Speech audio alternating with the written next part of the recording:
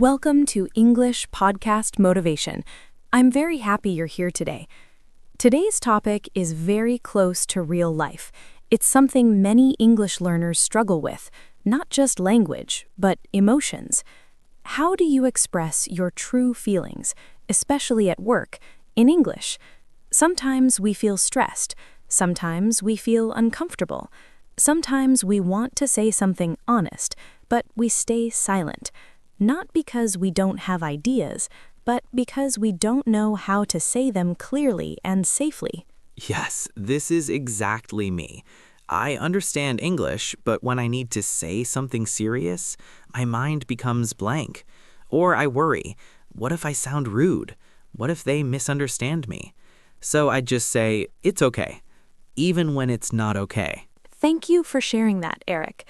And I believe many listeners feel the same way. Today, we're going to practice how to express your true feelings clearly, but also politely and confidently.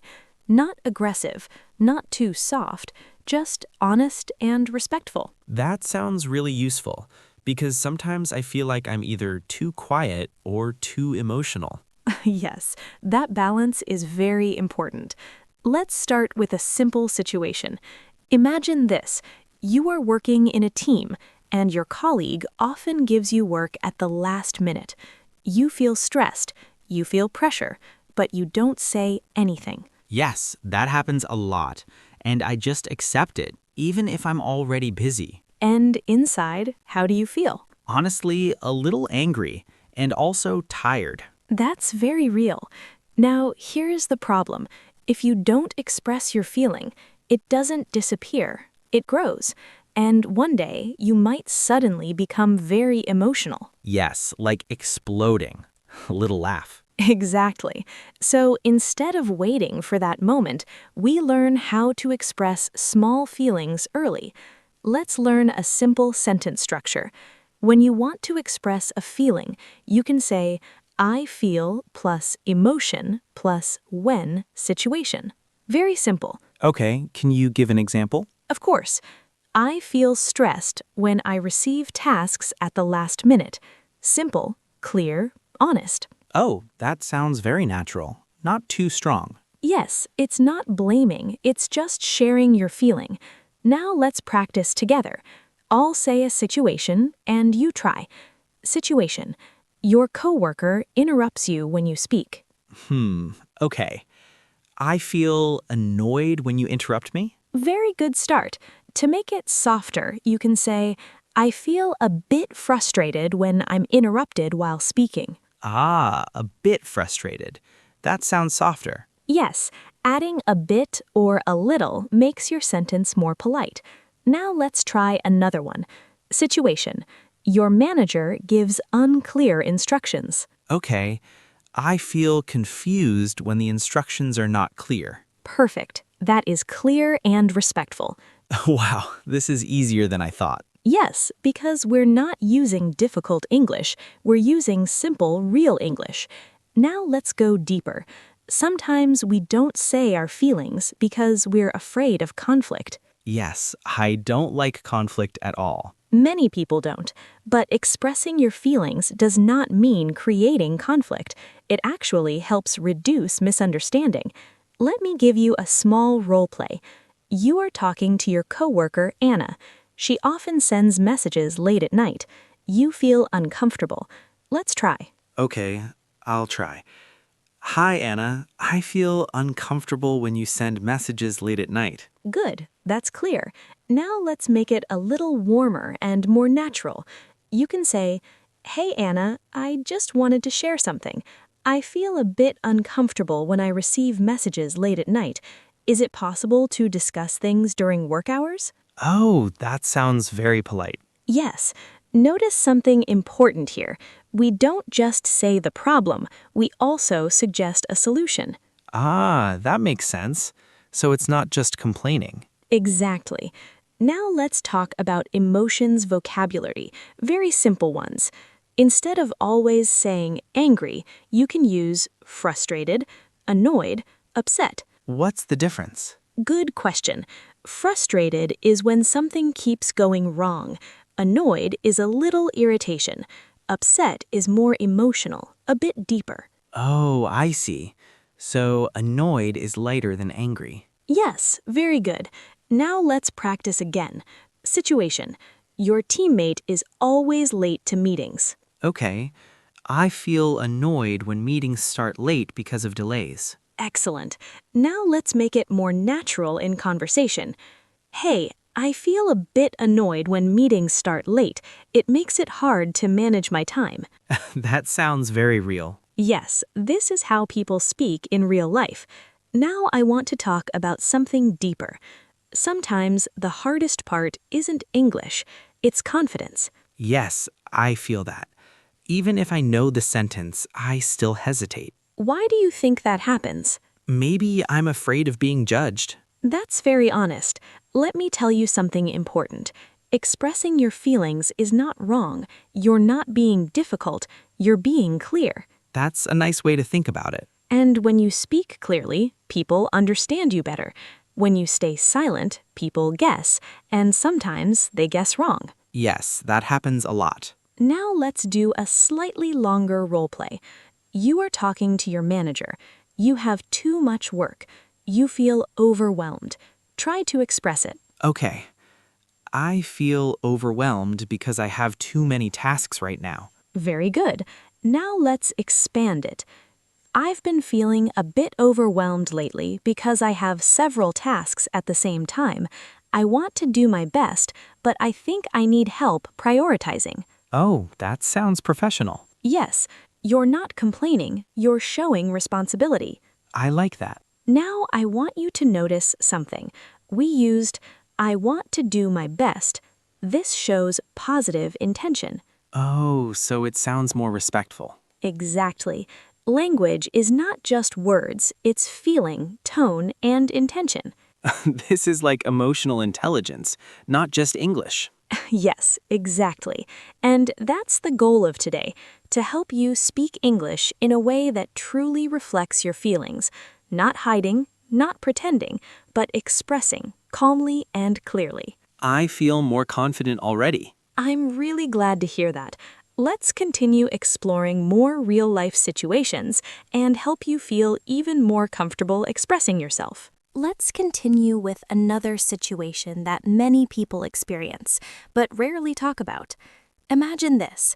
You worked hard on a project. You gave your ideas, you spent time and energy, but in the meeting, someone else takes the credit. Oh, that hurts. Yes, it does. And in that moment, what do most people do? Stay quiet and feel bad inside. Exactly. But let's change that pattern. Let's learn how to express your feelings without creating tension. First, tell me honestly, how would you feel? I think I would feel upset, maybe also a bit angry. That's completely natural. Now, instead of reacting emotionally, we express it calmly. You can say something like, I felt a bit surprised in the meeting earlier. I shared some of those ideas, and I would appreciate being included in the discussion. Oh, that's very calm. Yes, notice the words, I felt, I would appreciate. These phrases soften your message. So it doesn't sound like attacking. Exactly. Now let's try together. You speak to your coworker after the meeting. Okay. Hey, I felt a bit upset during the meeting because I also worked on those ideas. I would appreciate being recognized next time. That's very good. Clear, honest, and respectful. I wish I could say this in real life. You can. It just takes practice. Now let's go into another common situation. You disagree with someone's opinion. This is very challenging, especially in English. Yes, I usually just say yes, even if I don't agree. Many learners do that, but your opinion matters. You don't need to argue. You just need to express your perspective. Here are some simple phrases. I see your point, but I feel differently. I understand, but I have another view. I agree partly, but I think... Oh, I see your point. It sounds polite. Yes, it shows respect first. Let's practice. Your teammate says, We should finish this quickly even if the quality is lower. You disagree. Try to respond. Okay. I see your point about finishing quickly, but I feel that quality is more important than speed. Excellent. Now let's make it a bit more natural and complete. I see your point about finishing quickly, but I feel that maintaining quality is very important for this project. That sounds very professional. Yes, you are expressing your feeling, but also showing respect. I think this is very useful for meetings. Absolutely. Now let's talk about something deeper again. Sometimes we don't express our feelings because we think they are not important. Yes, I feel that sometimes. Like maybe I should just accept things. Let me ask you something. If you always stay silent, will the situation improve? Probably not. Right. Your voice is important.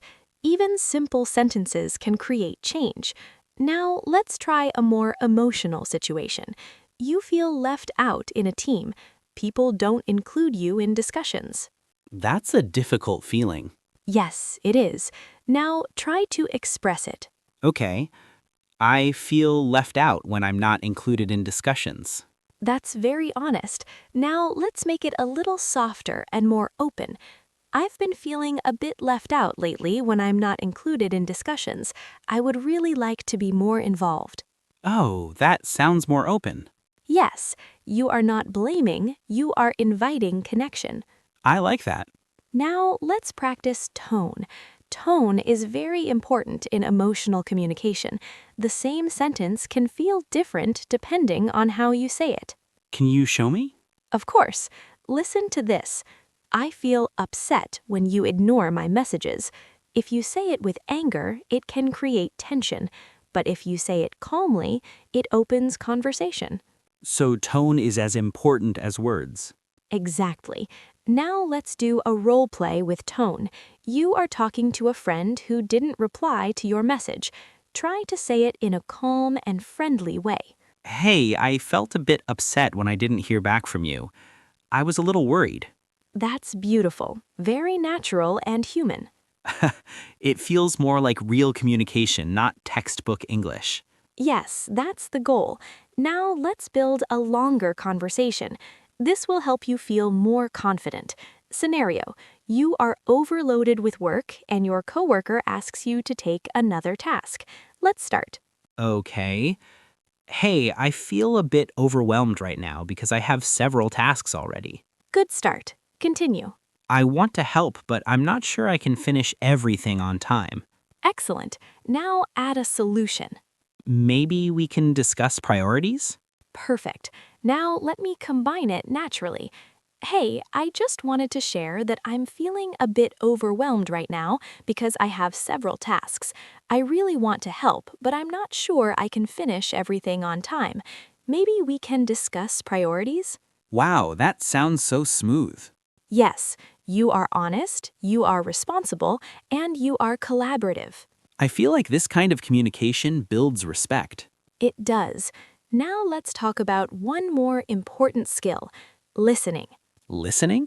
Yes, emotional communication is not just speaking, it's also listening to others' feelings. For example, if someone says, "I feel stressed about this project," you can respond with something like, "I understand. That makes sense. I hear you." Oh, simple but powerful. Exactly. Let's practice a short exchange. I'll speak first. "I feel a bit stressed because the deadline is very close." I understand. That sounds challenging. Very good. Now let's add a supportive response. Maybe I can help with something? That's excellent. You are not only listening, you are offering support. This feels like real teamwork. Yes, and when you practice this kind of communication, your English becomes more natural and your relationships become stronger.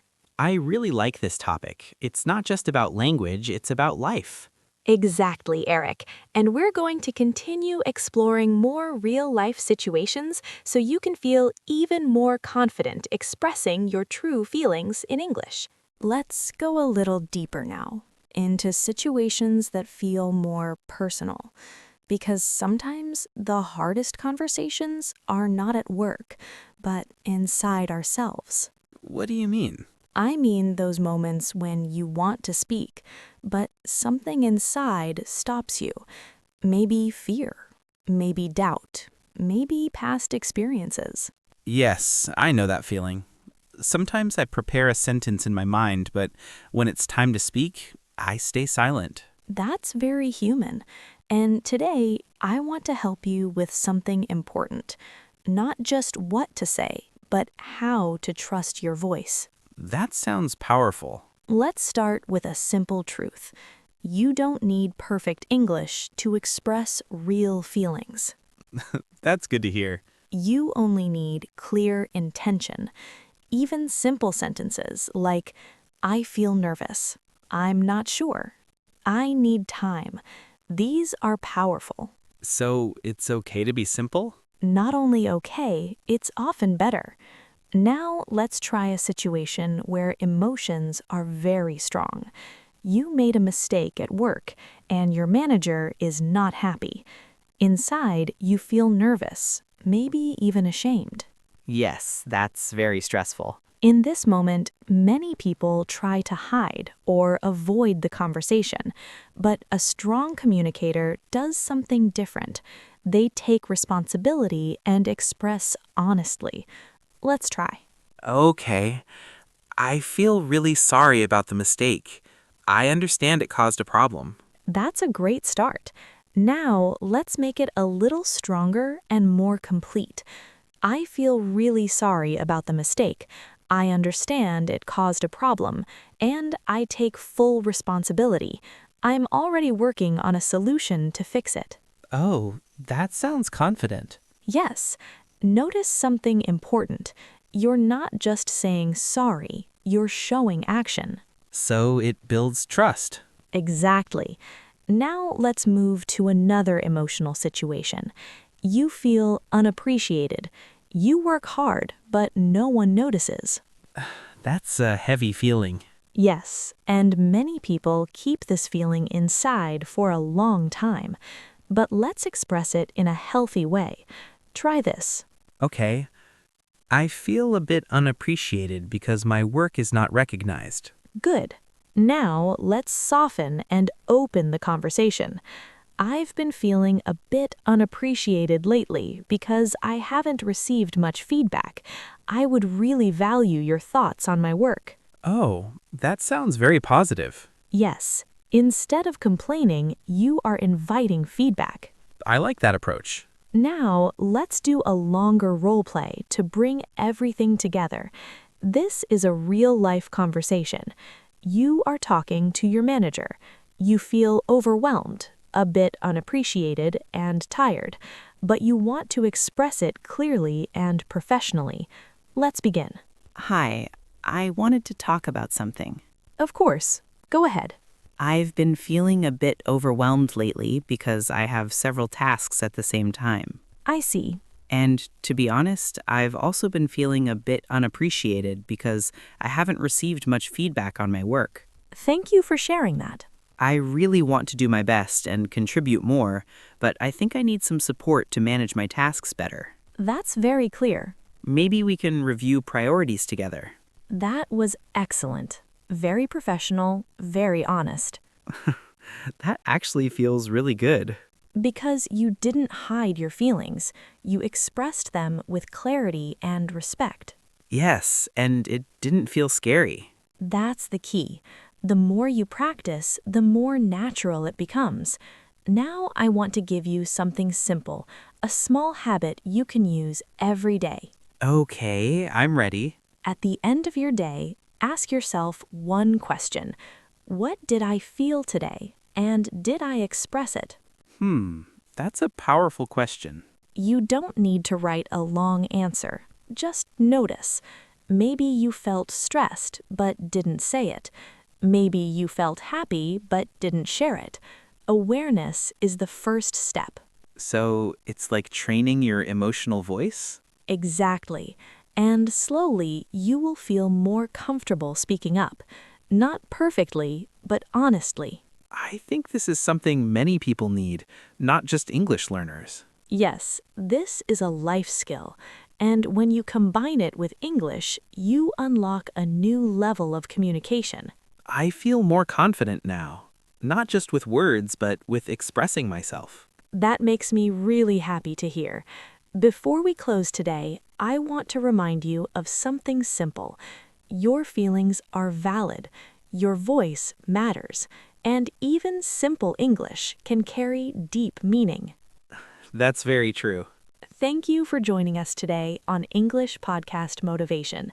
Keep practicing, keep expressing, and most importantly, keep being yourself. We'll be here with you every step of the way.